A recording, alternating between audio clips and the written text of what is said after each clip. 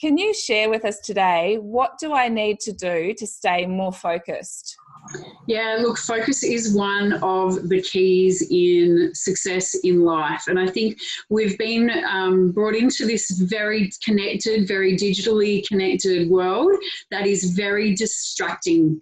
And if you're anything like I am and you're bright, shiny object distracted, the bright, shiny object syndrome, for those people who are entrepreneurial is like, oh, look at that beautiful thing over there. I better go play with that or chase that or do that. And it distracts us from our core focus. So I've got a few tips around focus, because this is something that I live and breathe on a daily basis, because I am very, very easily distracted myself. So the first one is planning. So we've already talked about that. I'm not going to go into that any much more, but it is really planning. And I literally here on my left-hand side have my KPIs mapped out in numbers and in terms of our business. I also have a one-page document that reminds me of my vision, my mission, who we're helping, and our key goals for the year. 2 one-page documents that literally sit to the left of me that I look at on a daily basis. That really helps me focus when I sit down to do my work. The second is to block out time for what is called deep work. Now I just can't remember the guy who wrote the book, but it's called Deep Work. It's a good one. His name has left my brain for the minute.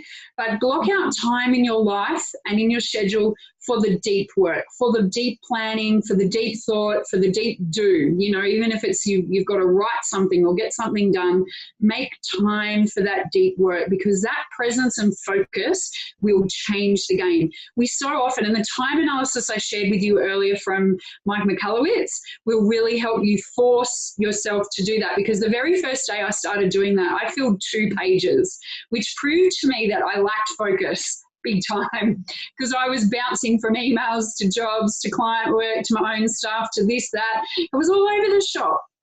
But within a matter of a day, that had completely changed. My focus has transformed because I measured it, and the metrics gave me the data I needed in order to change my behavior.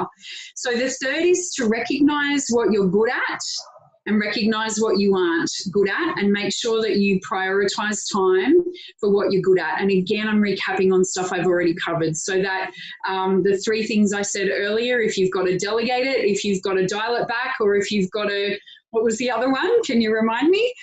Was delete it altogether. Delete so you can have pina coladas.